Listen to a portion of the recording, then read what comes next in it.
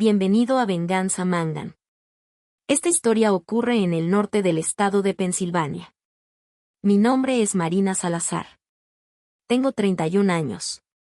Y el domingo pasado, mi hermana intentó convencerme de dejar lo único en este mundo que todavía se siente completamente mío, la vieja casa que me dejó mi abuelo. No empezó con un grito. Empezó con una sonrisa.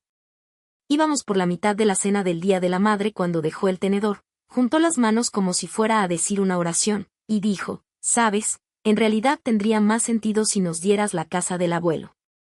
Al principio, pensé que la había oído mal, pregunté. «¿Qué?» No parpadeó. «Tengo hijos», dijo despacio, como si le estuviera explicando matemáticas básicas a una niña. «Tú no.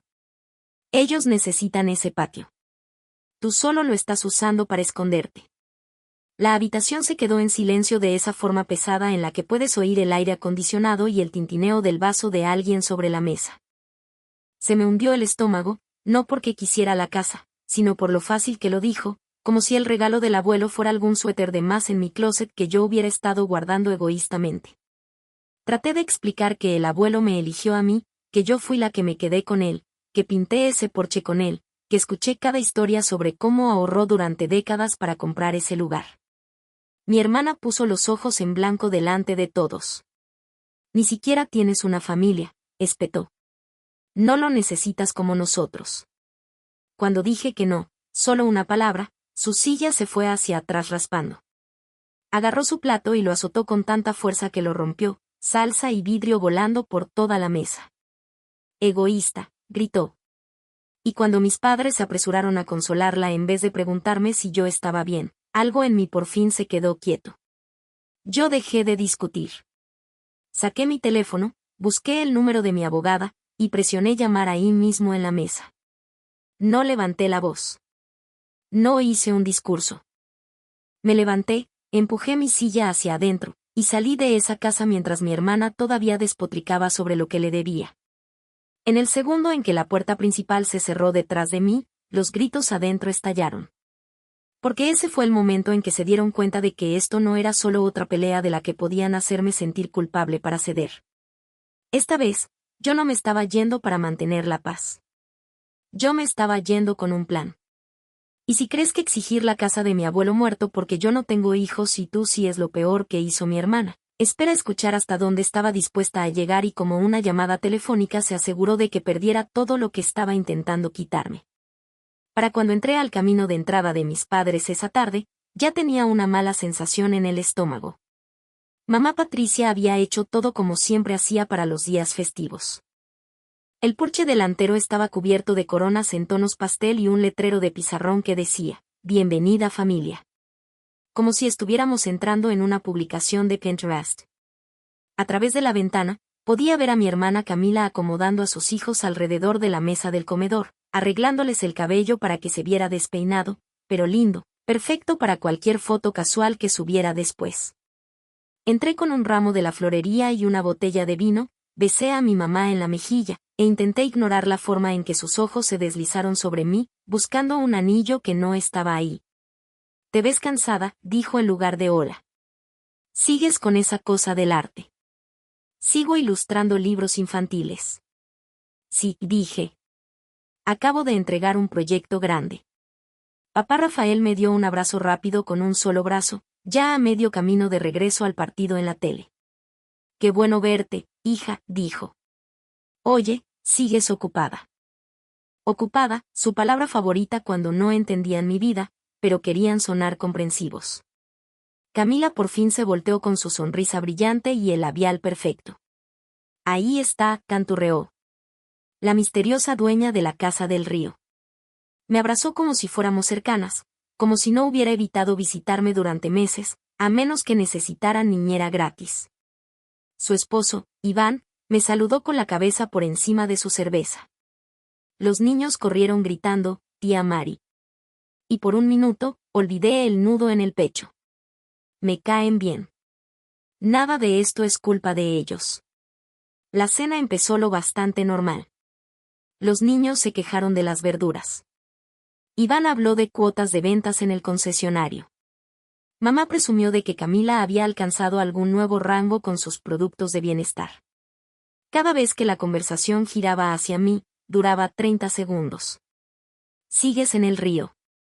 ¿Alguna vez vas a volver a vivir aquí? No te sientes sola en esa casa tan grande tú sola. Mantuve mis respuestas cortas. Sí. No, estoy bien. Casi llegaba al postre sin incidentes. Entonces Camila levantó su copa, se aclaró la garganta, y dio ese pequeño discurso sobre lo afortunada que yo era de tener la casa. Mamá suspiró con nostalgia por el abuelo Enrique. Papá asintió, y ahí mismo, con todos ya de acuerdo en que la casa del abuelo era una bendición, Camila clavó el cuchillo. Por eso tiene sentido, dijo, que nos la firmes a nosotros. Ya sabes el resto de lo que dijo. Ya escuchaste las peores frases. Tengo hijos. Tú no. Solo estás escondiéndote. No lo necesitas. Pero lo que más dolió no fueron las palabras. Fue el silencio después. Mamá mirándome como si yo fuera irracional por dudar. Papá diciendo, al menos piénsalo, Mari. Estás sola. Ellos tienen una familia. Como si yo no estuviera sentada ahí mismo. Como si yo no contara. Algo en mí se enfrió. Mientras Camila seguía despotricando sobre lo que el abuelo habría querido, mi mente se fue a la carpeta manila en mi oficina allá en la casa del río, la que tenía la letra del abuelo en la pestaña y una palabra que nadie en esa mesa se había molestado en preguntarme. Fideicomiso. Ese fue el segundo exacto en que me di cuenta de que esto no era una conversación. Era una emboscada. Y decidí que no iba a ser la hija callada y complaciente a la que podían intimidar para que soltara su herencia. No esta vez. Así que hice esa llamada a mi abogada, me levanté, y me fui. Ellos pensaron que me estaban viendo salir furiosa en un berrinche. Lo que no sabían era que yo iba caminando directo hacia la única cosa que iba a asegurar que su pequeño plan ya estaba muerto en el agua. El camino de vuelta al río se sintió más largo de lo normal, como si cada semáforo estuviera votando sobre si yo estaba exagerando. Para cuando me desvié de la carretera principal y entré al carril angosto que llevaba a la casa del abuelo Enrique, mis manos ya habían dejado de temblar y se me habían quedado completamente entumecidas. La casa apareció. El mismo porche envolvente que había lijado y pintado con él cada verano. La misma chimenea torcida que goteaba hasta que por fin la arreglamos juntas. Este lugar no era solo bienes raíces. Eran horas de mi vida. Astillas en los dedos. Historias que susurraba cuando pensaba que nadie más estaba escuchando. Fui directo a mi pequeña oficina junto a la cocina y saqué la carpeta manila del cajón de abajo. Mi nombre estaba escrito en la pestaña con su tinta azul desordenada. Marina. Dentro estaban los documentos que revisó conmigo el año antes de morir cuando me sentó en esta misma mesa y dijo, sé cómo opera esta familia. No voy a dejar esto en sus manos. Pasé a la página que mi abogada Sofía Roldán había resaltado. Un fideicomiso en vida nombrándome como beneficiaria única de la casa y del terreno alrededor. Una frase se me saltó encima como si estuviera escrita en neón. Este fideicomiso tiene la intención de proteger a mi beneficiaria elegida de cualquier reclamo o presión de familiares que no respeten mis deseos. Ese era el abuelo Enrique, educado y cortante al mismo tiempo. Mi teléfono vibró sobre la mesa. Camila, en mayúsculas, hiciste un show frente a mis hijos por una casa. Luego otro, más suave, pero peor. Sabes que tengo razón. Ni siquiera la usas bien. Piensa en lo que un patio así podría significar para ellos. Mamá intervino un minuto después. Tu hermana solo está pensando en los niños. La avergonzaste. Somos familia, Mari. La casa debería servir a la familia, no a tu orgullo. Orgullo. Así le llamaban cuando yo no me dejaba aplastar. Apareció un buzón de voz de Camila. No quería escucharlo, pero le di play de todos modos. Su voz tembló lo suficiente para sonar vulnerable. Mira, lo siento por gritar, bueno, pero tú sabes, este lugar tiene más sentido para nosotros. Estás allá sola. No es sano. No lo hagas más difícil de lo que tiene que ser. Ahí estaba. La disculpa envuelta alrededor de una exigencia. El mismo patrón con el que crecí. Me lastimaban, y luego me decían que yo estaba exagerando cuando yo no les entregaba de inmediato lo que querían. Entró otra llamada. Papá. Miré su nombre un segundo, luego contesté. Oye, hija, dijo, con la voz baja como si estuviéramos conspirando. Tu hermana está alterada. Tu mamá está hecha un desastre. Tal vez podrías encontrarte a la mitad. Ya sabes, Camila siempre ha sido más frágil. Papá, dije, y mi voz me sorprendió por lo firme que sonó. El abuelo me dejó la casa a mí por una razón. No la voy a regalar porque todos los demás decidieron que la merecen más. Él suspiró. Lo entiendo. De verdad. Pero a veces tienes que pensar en el panorama completo. La paz familiar, el futuro de los niños. Tú. Siempre has caído de pie. Ellos necesitan más ayuda. Ese es el problema, dije en voz baja. Ustedes decidieron que yo no necesito nada. Hubo un silencio largo. Por primera vez, oí una grieta en su seguridad. Solo no hagas nada que no puedas deshacer, dijo, y colgó. Me quedé ahí, rodeada de papeles con mi nombre, dándome cuenta de algo simple y brutal. Ellos no veían esto como mi herencia. Lo veían como un recurso que yo estaba acaparando egoístamente hasta que me avergonzaran para entregarlo. Volvió el zumbido. Mensajes, notificaciones, pequeños golpecitos digitales de culpa. Estaba a punto de apagar el teléfono cuando apareció un nombre diferente en la pantalla. Bruno Ledesma, un viejo amigo de la universidad que ahora trabajaba en bienes raíces a unos pueblos de distancia. Fruncí el ceño y contesté. Oye, Mary, dijo, saltándose el pequeño discurso por completo. Hace tiempo que no hablamos, lo sé, pero te llamo porque algo raro acaba de llegar a mi escritorio. Es sobre tu casa del río, y estoy bastante seguro de que no te va a gustar. ¿Autorizaste a alguien a hablar con una agencia para poner tu propiedad como renta vacacional?, preguntó Bruno. Así, sin más, el estómago se me volvió hielo. No, dije despacio. ¿Por qué? Exhaló. Eso pensé. Una mujer vino hoy, dijo que era tu hermana. Traía copias de unos documentos, dijo que tenía poder notarial por ti, y quería empezar el proceso para convertir la casa del río en una renta vacacional. Algo de desbloquear el verdadero potencial de la propiedad para toda la familia. Se me secó la boca. ¿Viste los documentos? Sí, por eso te llamo. Se veían mal. La firma bajo tu nombre no coincidía con la que tengo archivada de cuando ayudé a tu abuelo a refinanciar hace años. Y el poder notarial, pocos detalles, mucha dramatización. Le dije que tenía que verificar todo y que nadie puede hacer nada sin que tú firmes en persona. Me presioné los dedos contra la frente. Camila, murmuré. Tenía que ser ella. Ja. De verdad intentó falsificar mi firma. No puedo decir con seguridad que fuera su letra, dijo Bruno con cuidado. Pero la mujer que se hacía llamar tu hermana insistía mucho en que estabas demasiado abrumada para manejarlo tú misma. Dijo que me agradecerías cuando ya estuviera hecho. Abrigada. Así describes a alguien cuando quieres robarle y aún así sentir que eres la heroína. ¿Puedes mandarme por correo copias de todo lo que te dejó? Pregunté. Por supuesto. Y Mary, asegúrate de cerrar ese lugar.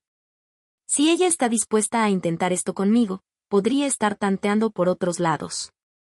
Cuando colgamos, me quedé ahí con el teléfono todavía en la mano, sintiendo una calma que no había sentido en la cena.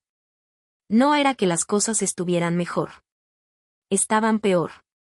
Habían cruzado de la manipulación emocional a fraude real. Pero de algún modo eso hizo más simple mi siguiente movimiento.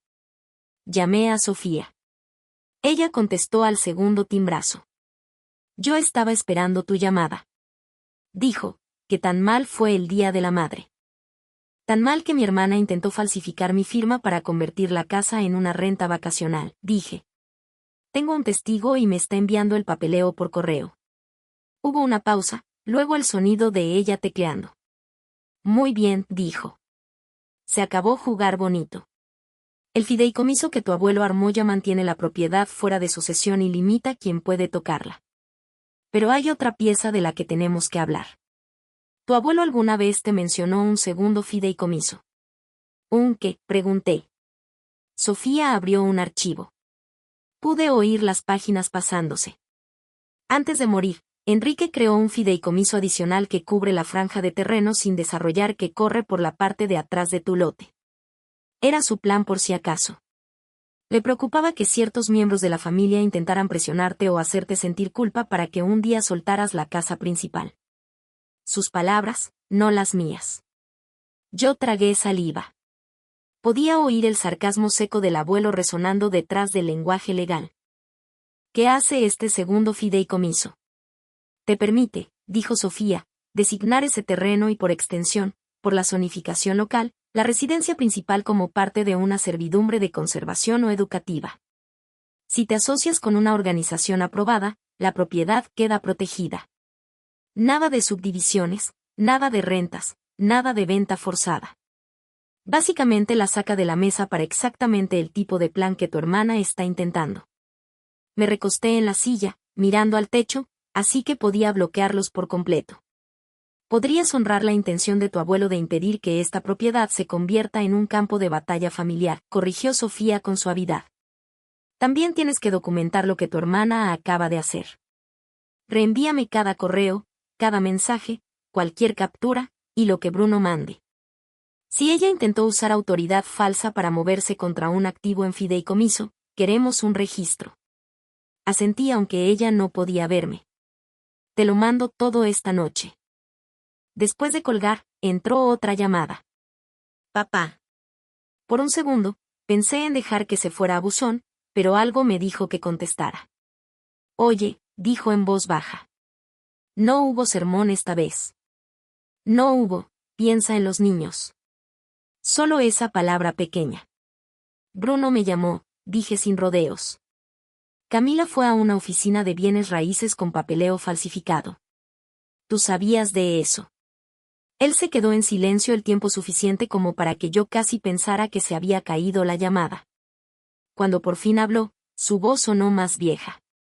No, dijo, pero no me sorprende. Eso dolió más que si la defendiera. Papá, tu abuelo me dijo que estaba poniendo cosas en orden porque no confiaba en que el resto de nosotros hiciera lo correcto. Admitió. Pensé que estaba exagerando. No quise creer que nada de esto iba a pasar. Hoy, vi a tu hermana gritarte por una casa y me di cuenta de que Enrique tenía razón. Yo estaba equivocado. Cerré los ojos. Entonces, ¿ahora qué? Ahora, dijo, tú mandas esos papeles a tu abogada. Tú proteges lo que te dejó. Y si esto llega a corte, yo diré la verdad sobre lo que vi hoy, quiera tu madre o no. Cuando colgamos, abrí mi laptop y empecé a arrastrar archivos a una carpeta marcada Evidencia Camila, correos, capturas, buzones de voz, cada pequeña pieza de prueba de que esto no era un malentendido. Era una decisión que ella tomó una y otra vez. No puedes controlar quién comparte tu sangre, pero puedes controlar lo que les dejas quitarte. Y yo ya no iba a dejar que mi hermana decidiera lo que yo le debía. Las consecuencias de ese día no llegaron de golpe. Se filtraron despacio durante las siguientes semanas, como agua bajo una puerta que creía cerrada. Primero, fue el chat grupal quedándose callado. Luego, noté que ya no me etiquetaban en las nuevas publicaciones familiares de Camila. Una noche, una prima me mandó una captura de Facebook. Un texto largo en una foto de Camila abrazando a sus hijos, ojos rojos, las palabras, protegiendo a mis bebés de familiares tóxicos.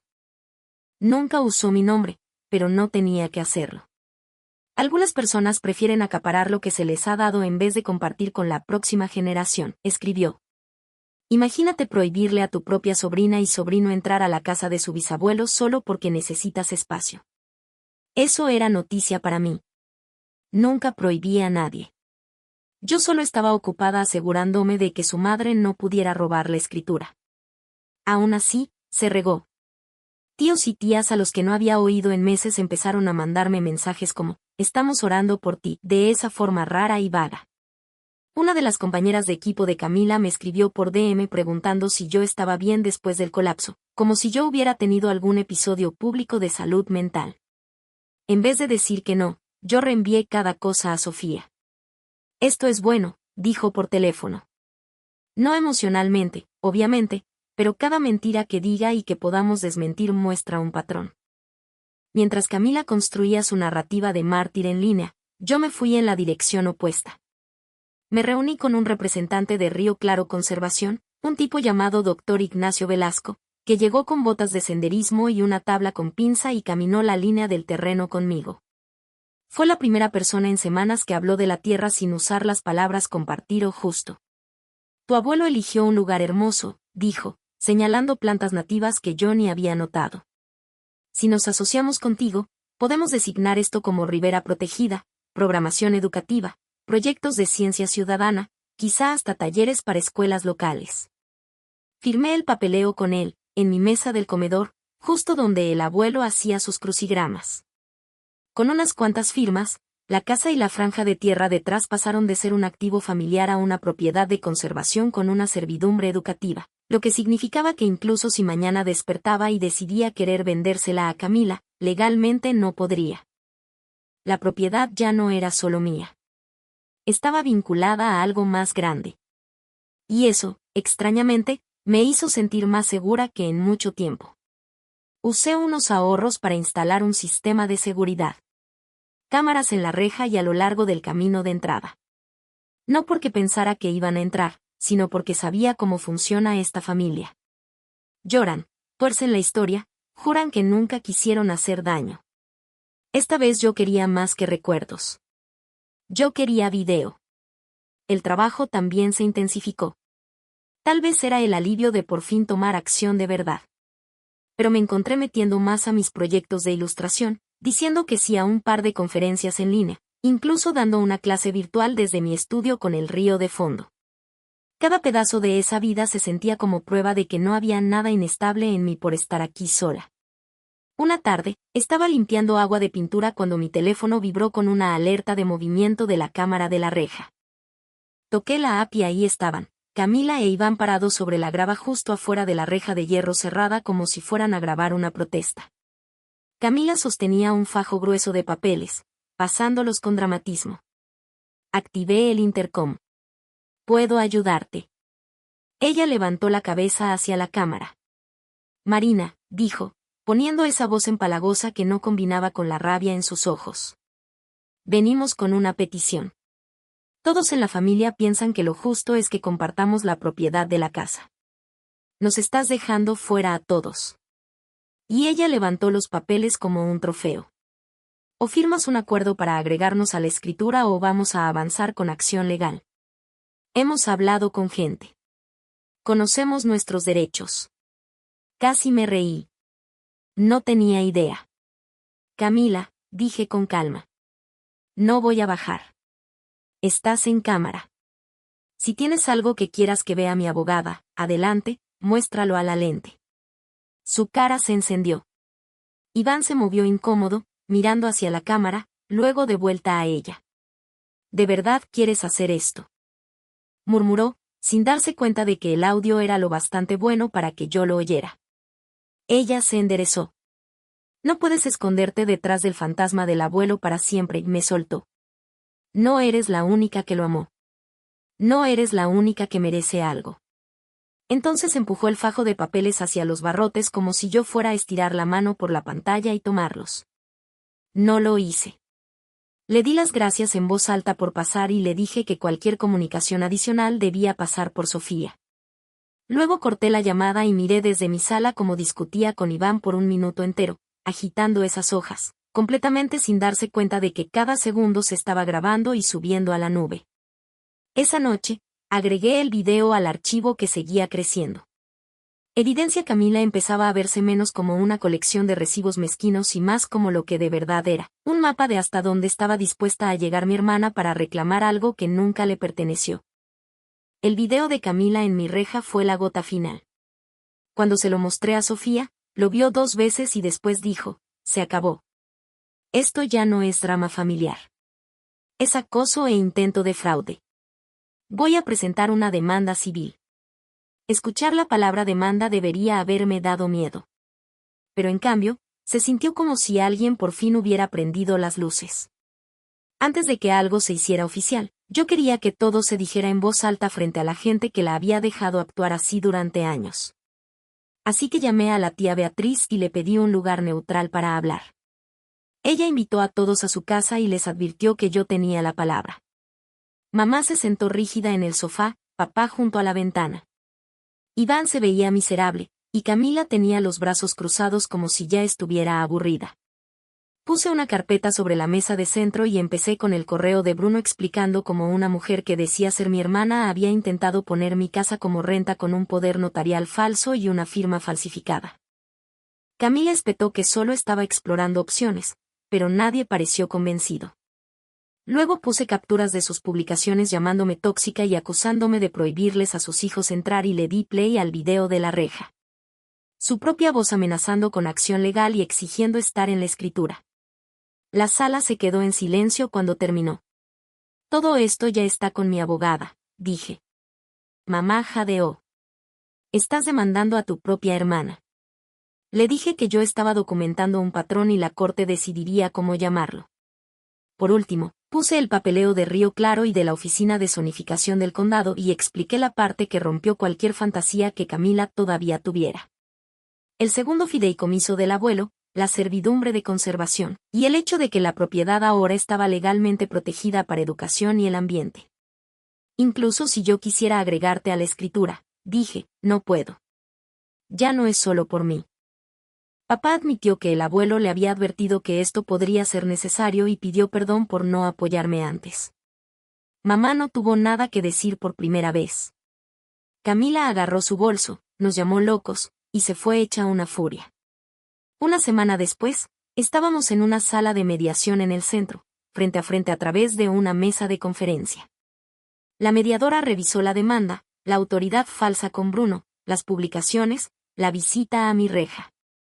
Sofía expuso los fideicomisos y la servidumbre. Bajo preguntas, Camila tuvo que admitir que nunca tuvo poder notarial y culpó a una confusión por todo lo demás. La mediadora recomendó una advertencia formal por escrito, con todo archivado, y dejó claro que cualquier intento más de meterse con la propiedad podría llevar a órdenes de restricción o una investigación por fraude. Una maniobra más y estaría hablando con una jueza, no con una mediadora. En el pasillo después. Ella se acercó y siseó. ¿Crees que ganaste? ¿De verdad crees que el abuelo estaría orgulloso de esto? La miré directo a los ojos y dije, sé que sí. Soy la única que de verdad hizo lo que él pidió. Luego me di la vuelta y me fui, dejándola ahí parada con nada mío que pudiera agarrar, salvo su propia rabia. En las semanas después de la mediación, Camila intentó girar como siempre lo hacía. Primero vinieron los mensajes furiosos sobre cómo la había humillado frente a extraños. Luego, cuando le cayó que la demanda y la advertencia eran reales y no algo que pudiera discutir hasta borrarlo, el tono cambió. Podemos arreglar esto entre nosotras, escribió una noche. Si retiras la demanda, yo firmo algo diciendo que no voy a ir por la casa otra vez. No necesitamos tribunales metidos en asuntos de familia. Me quedé mirando el mensaje por un buen rato. Hace un año, quizá habría cedido solo para parar la tensión. Esta vez, no lo hice. Le dije que cualquier comunicación futura debía ir por Sofía y lo dejé ahí. No le gustaba oír la palabra abogada, pero la entendía mejor que un no. Fuera de nuestra pequeña guerra, su vida empezó a agrietarse donde siempre se había sentido tan segura. Su equipo de bienestar no era tonto. Algunas vivían en el mismo pueblo que Bruno. Se enteraron de que su líder principal había intentado usar papeleo falso sobre una propiedad y terminó en mediación por eso. Un par me escribieron en privado para decir que se estaban alejando, que todo se sentía raro. Unas cuantas clientas grandes dejaron de seguirla en silencio. Los textos inspiracionales sobre abundancia y buena energía seguían, pero los me gusta bajaron. Iván dejó de aparecer en sus fotos familiares tan seguido. Cuando salía, había una rigidez entre ellos que yo no había visto antes. Me contó una prima que estaban peleando por dinero, por la casa, por la forma en que ella arrastró a todos a algo legal y feo solo porque no podía escuchar la palabra no. Yo no celebré eso. No lo necesitaba. Las consecuencias por fin estaban haciendo lo que yo nunca pude, obligarla a sentarse consigo misma. Una tarde, llegó un sobre a mi buzón con la letra de mi madre. Dentro había una carta y una foto vieja mía y del abuelo Enrique en el porche, las dos cubiertas de pintura, sonriendo. Las palabras de mamá eran temblorosas, pero claras. Admitió que había favorecido a Camila porque encajaba en la imagen que ella tenía de cómo se veía una hija establecida. Esposo, hijos, días festivos, caos. Dijo que se había dicho a sí misma que yo estaba bien sola, que yo no necesitaba que me defendieran ni ayuda extra. Ahora veo que convertí eso en una excusa para dejar que tu hermana y yo nos aprovecháramos de ti, escribió. Perdón por quedarme detrás de ella cuando tú necesitabas que me quedara a tu lado. No le escribí de vuelta. Todavía no. El perdón, estaba aprendiendo, no pasaba según los calendarios de otras personas. Podía aceptar la disculpa y aún así mantener distancia. En la casa del río, la vida siguió. El letrero de afuera cambió. Centro de Aprendizaje Ambiental Enrique Salazar en colaboración con Río Claro Conservación. Los sábados, un autobús escolar bajaba por el carril. Niños bajándose para probar el agua, aprender sobre especies invasoras, sentarse en el porche mientras yo les mostraba cómo dibujar la ribera en sus cuadernos. A veces me encontraba mirándolos y pensando en los hijos de Camila, y dolía. Luego recordaba. Yo no los mantuve alejados. Su madre sí. La casa no estaba vacía, sin embargo. Por fin se estaba usando para lo que el abuelo siempre me dijo que quería. Un lugar donde la gente aprende a poner atención a algo más grande que ellos mismos. En medio de un taller sobre basura en el río, me cayó el 20 de que por primera vez ya no me estaba disculpando por estar aquí, por vivir sola, por no encajar en las cajitas que mi familia dibujó. Yo tenía un hogar, un propósito, una línea que por fin tracé y sostuve. Esa es la parte que nadie te dice sobre poner límites con la familia. No solo protege tus cosas. Te muestra quién eres de verdad cuando ya no estás encogiéndote para mantener a los demás cómodos. A la gente le encanta decir que la sangre es más espesa que el agua.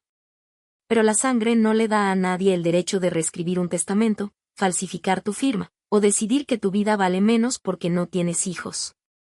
El abuelo me eligió a mí. Yo elegí honrar eso. Y al final, lo único que mi hermana de verdad perdió fue la ilusión de que podía tomar lo que quisiera sin pagar por ello. ¿Alguna vez has tenido que trazar una línea así con tu propia familia? De las que lo cambian todo. Porque si estás donde yo estaba, preguntándote si estás loca por decir no, no lo estás.